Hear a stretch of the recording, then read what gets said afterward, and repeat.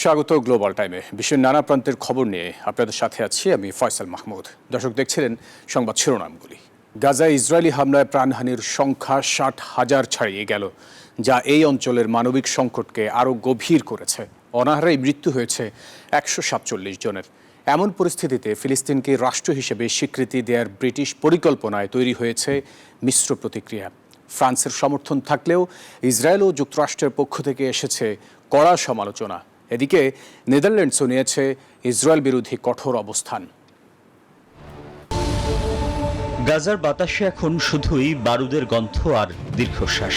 2023 সালের অক্টোবর থেকে প্রতিদিন গড়ে 90টির বেশি লাশ গুনছে বিশ্ব, যা প্রতি 36 জনের মধ্যে একজনের জীবন কেড়ে নেয়ার নির্মম পরিসংখ্যান। বিশ্ব ক্ষুধা পর্যবেক্ষণ সংস্থার মতে গাজা এখন ইতিহাসের সবচেয়ে ভয়াবহ দুর্ভিক্ষের দ্বারপ্রান্তে দাঁড়িয়ে, যা অগণিত মানুষের জীবন নাশের কারণ হতে পারে। এই ভয়াবহ মানবিক সংকটের মধ্যেই ব্রিটিশ প্রধানমন্ত্রী কিয়ার স্টারমার ঘোষণা দিয়েছেন, ইসরায়েল নির্দিষ্ট শর্ত না মানলে আগামী সেপ্টেম্বরে ফিলিস্তিনকে রাষ্ট্র হিসেবে স্বীকৃতি দেবে যুক্তরাজ্য। ব্রিটিশ এই সিদ্ধান্তকে স্বাগত জানিয়ে ফ্রান্স বলেছে, এই পদক্ষেপ মধ্যপ্রাচ্যে শান্তি ফেরাবে। এদিকে দুজন ইসরায়েলি মন্ত্রীর উপর ভ্রমণ নিষেধাজ্ঞা জারি করেছে নেদারল্যান্ডস। তবে ব্রিটিশ পরিকল্পনাকে হামাসের সন্ত্রাসবাদের পুরস্কার বলে আখ্যা দিয়েছেন ইসরায়েলি প্রধানমন্ত্রী বেনিয়ামিন নেতানিয়াহু।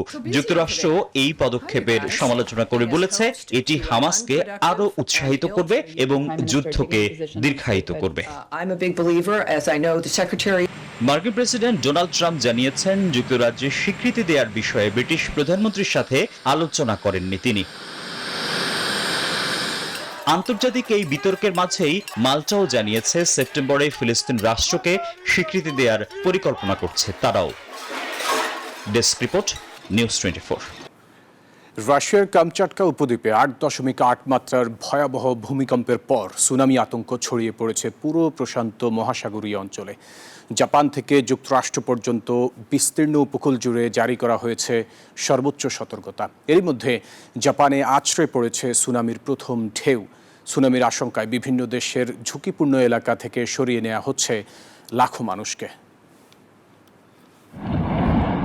প্রশান্ত মহাসাগরের ভূমিকম্প প্রবণ রিং অফ ফায়ারে অবস্থিত রাশিয়ার পূর্ব উপকূলে আঘাত হানে এই শক্তিশালী ভূমিকম্প, যা 1952 সালের পর ওই অঞ্চলের সবচেয়ে ভয়াবহ।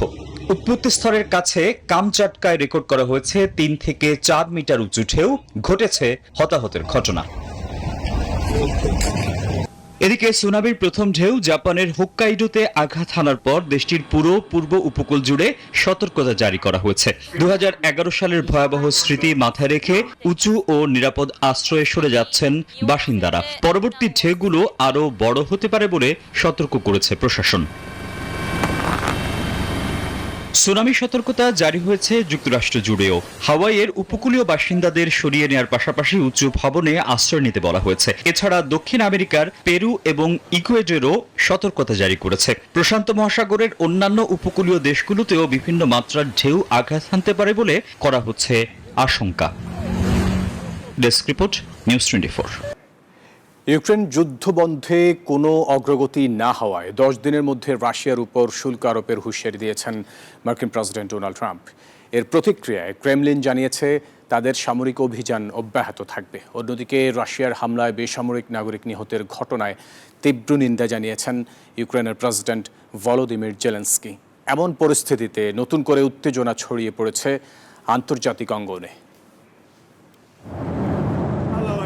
রাশিয়াকে দেওয়া আল্টিমেটামের সময়সীমা নাটকীয়ভাবে কমিয়ে আনলেন মার্কিন প্রেসিডেন্ট ডোনাল্ড ট্রাম্প।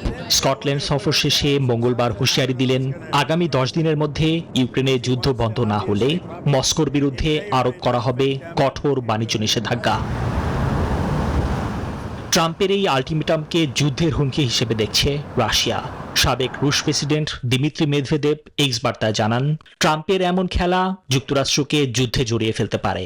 এর মাঝেই ইউক্রেনের ঝাপোরিঝিয়া ও দিনিপ্রো পেট্রোভস্ক অঞ্চলে অব্যাহত রয়েছে রুশ হামলা। জাপোরিঝিয়ার একটি কারাগারে রুশ বোমা হামলায় প্রাণহানির ঘটনায় মঙ্গলবার তীব্র প্রতিক্রিয়া জানিয়েছেন ইউক্রেনের প্রেসিডেন্ট ভলোদিমির জেলেনস্কি। বেসামরিক স্থাপনায় হামলাকে জেনে শুনে করা অপরাধ আখ্যা দিয়ে রাশিয়ার উপর আরও চাপ প্রয়োগ করার আহ্বান জানিয়েছেন তিনি। নিবির আমিন, নিউজ 24।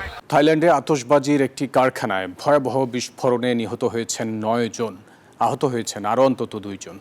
বুধবার থাইল্যান্ডের সুফানবুরি প্রদেশে আতশবাজির একটি কারখানায় এই বিস্ফোরণ ঘটে। এতে আগুনে পুড়ে ভবনটি ধ্বংসস্তূপে পরিণত হয়। থাই পুলিশ জানিয়েছে ঘটনাস্থলেই 9 জনের মৃত্যু হয়েছে। আহতদের স্থানীয় হাসপাতালে ভর্তি করা হয়েছে। বিস্ফোরণের কারণ এখনও জানা যায়নি।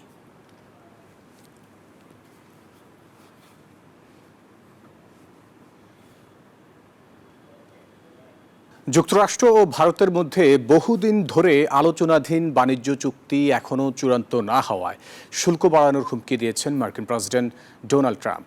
মঙ্গলবার তিনি অভিযোগ করেন ভারত এখনও মার্কিন বাজারের প্রতি যথাযথ আচরণ করছে না।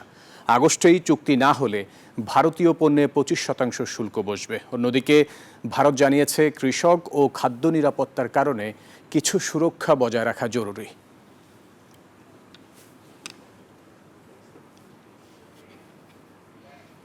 ভারতের নয়াদিল্লিতে ইন্ডিয়া কালচার উইকের মঞ্চে দেশীয় ফ্যাশনের এক অনন্য অধ্যায়ের সাক্ষী হলেন দর্শকরা। বর্ষিয়ান ডিজাইনার ঋতু কুমার তার নতুন সংগ্রহ থ্রেডস অব টাইম রিইমাজিনড এর মাধ্যমে তুলে ধরলেন ভারতের সমৃদ্ধ বস্ত্র ঐতিহ্য এবং হস্তশিল্পের গৌরবময় যাত্রা।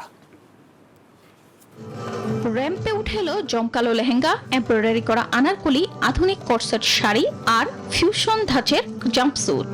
সবকিছুর মধ্যে মিশেছিল ভারতীয় কারিগরি, বিশেষ করে জারদোসি ও বেনারসি বুননের ছোঁয়া। ছিল লাল, মেরুন, গাঢ় বেগুনি থেকে শুরু করে নেভি ব্লু ও হালকা হলুদের মতো প্রাণবন্ত রঙের ব্যবহার।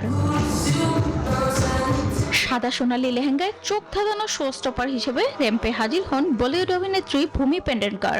তার পোশাকে ছিল সূক্ষ্ম সোনালী নকশা, ঝলমলে ক্যাপ আর মাথা উঁচু ভঙ্গিমায় কনের প্রতিচ্ছবি।